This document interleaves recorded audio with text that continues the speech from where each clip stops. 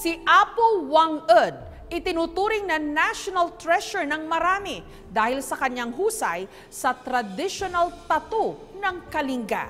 Siya ang inspirasyon ng artist na si Erwin Dairit na ngayon may matinding pinagdaraanan.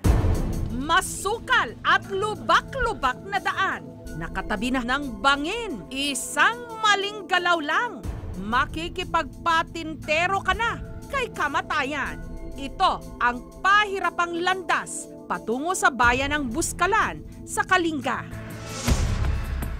Pero hindi ito ininda ni Erwin kahit pa siya'y naka-wheelchair. May osteogenesis imperfecta si Erwin, isang uri ng sakit sa buto, ngunit hindi niya alintana. Ang hirap ng kanyang kondisyon, maisakatuparan lang ang kanyang misyon, ang personal na makilala ang kanyang idolo, ang itinuturing na huling mambabatok o yung gumagawa ng sinaunang paraan ng pagtatatu sa Kalinga, si Apo Wang-eud. Sa linggong ito, umani ng papuri online ang mga gawa ni Erwin. Kasama na ang kanyang portrait ni Apo Wang-eud na 2 linggo niyang iginuhit gamit lang ang makukulay na ballpen.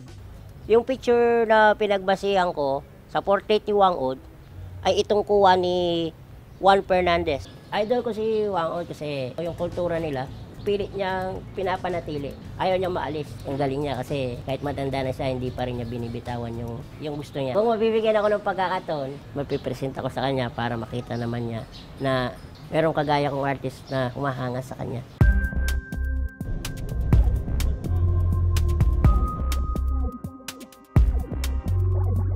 Masaya, tsaka medyo ninenervyos.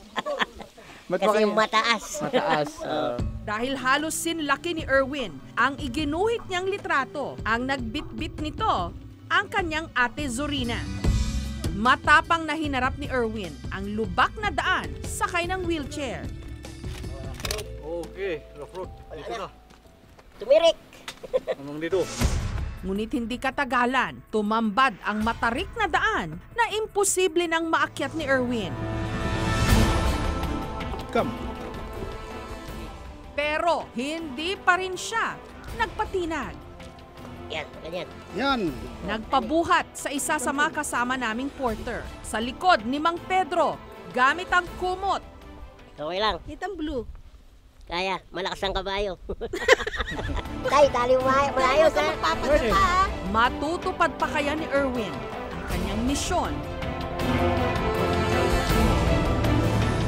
O siya'y susuko?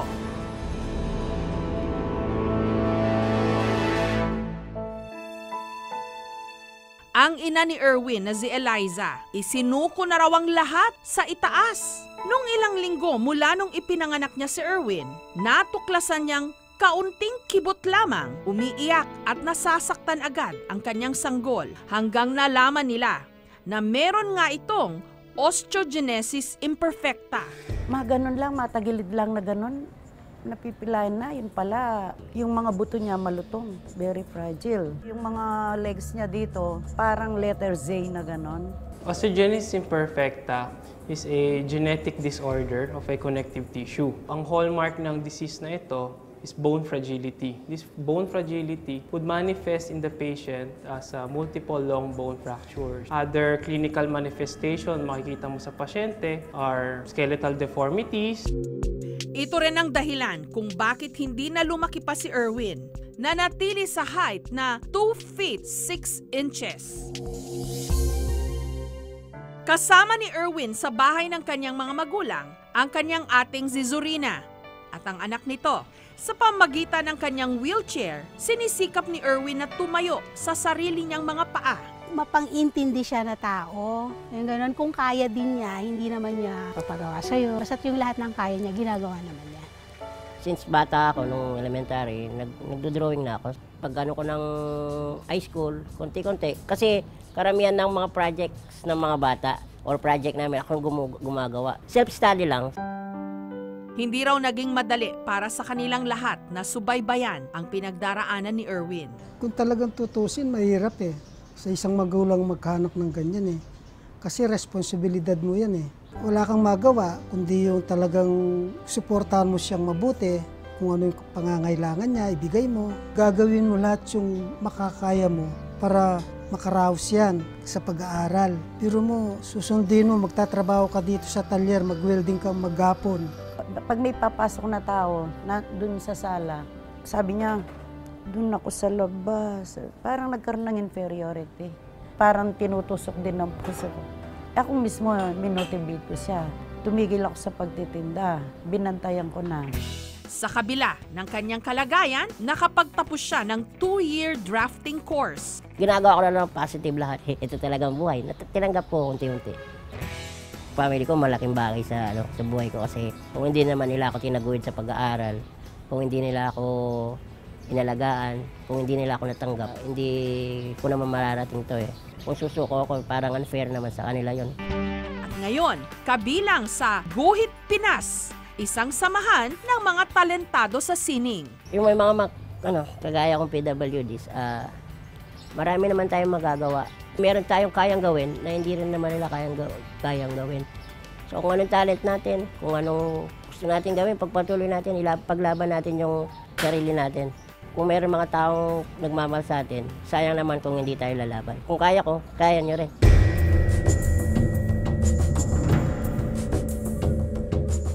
Samantala, pahirap na ng pahirap ang daan patungo sa bayan ni Apo Wang-eud. Sa pagkakataong ito, isang bangin naman ang dapat babain. Ang ate ni Erwin nagugulat sa hirap ng daan. Halatang nag-aalala na siya para sa kaligtasan ng kanyang kapatid. Ito na talaga yung daan. Wala na iba. Ngunit si Erwin, nagpakatatag. Walang planong itigil ang kanyang nasimulan. At matapos ang makailang ulit na pag-akyat baba,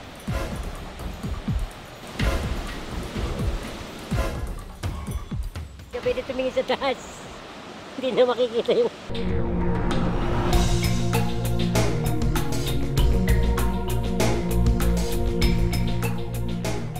sa wakas, tagumpay nilang narating ang komunidad ng Buskalan. Hindi ka napagod ah. Yan. Oh. Salamat At ikaw nagdasakay ito para umakyat. Walang problema. Pagpasok sa kubong ito, naroon ang isang masiglang si Apo Wang-eud. Aktibong-aktibo ulit sa pagbabatok. Sumayo kaya. Sumayo. Aya mo tanaan na uyo, naanan hanggang uyo. Kinumpirma ng matanda na noon lamang February 17, 100 years old na siya. Ilan taon na po ba kayo ngayon, Apo? Nasingkasit kay. Nasiit ka ng tiyo yan. Na 100 years daw. Hindi na nakapaghintay pa si Erwin na makadaupang palad ang buhay na alamat. Yun nga lang, sa araw na yon, mahaba ang pila ng mga nais magpatato kay Apo Wang-eud.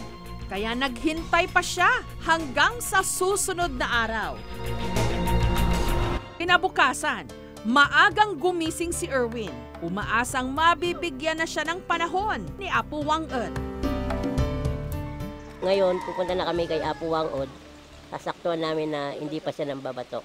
Habang naghahanda ang matanda sa isa na namang mahabang araw ng pagbabatok, nagkaroon ng pagkakataon si Erwin na makausap siya.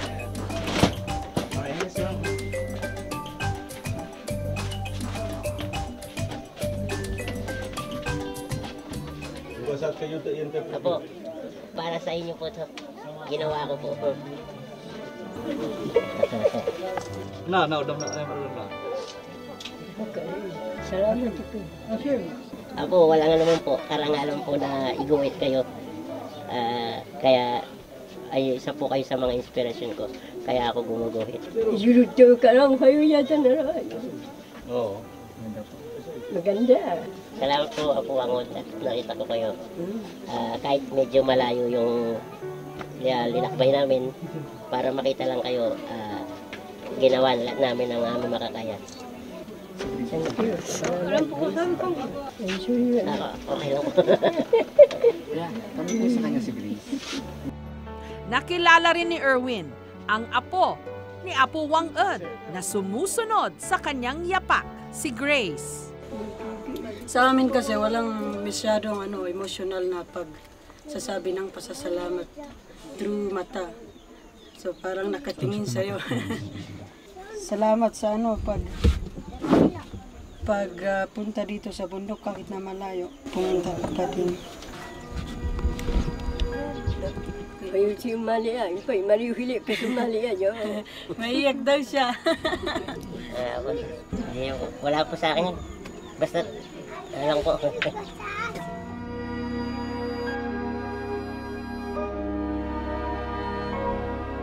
Hindi ko alam sasabihin ko. Siyempre masaya na natutuwa nga ako. Naiyak at napasaya natin si Apo tsaka yung kapatid ko nakapunta siya dito. Although alam natin na imposible pero narating niya. So masaya. At para makumpleto ang pagbisita ni Erwin, Masakit po. Masakit. Hindi masakit yan.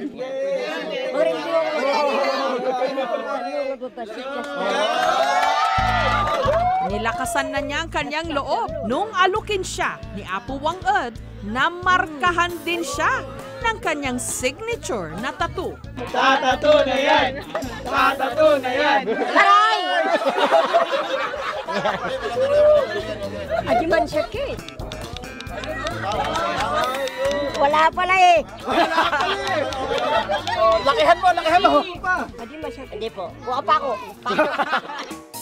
At bilang pabaon, ipinauwi ni Apo Wang Ed kay Erwin ang sinipat o stick at ang sait o ang tinik na ginamit sa pagtatatu sa kanya. Sa kabila ng kanyang kalagayan, si Erwin umuwing masaya. Mission accomplished. Thank you for watching, mga kapuso. Kung nagustuhan niyo po ang videong ito, subscribe na sa GMA Public Affairs YouTube channel. And don't forget to hit the bell button for our latest updates.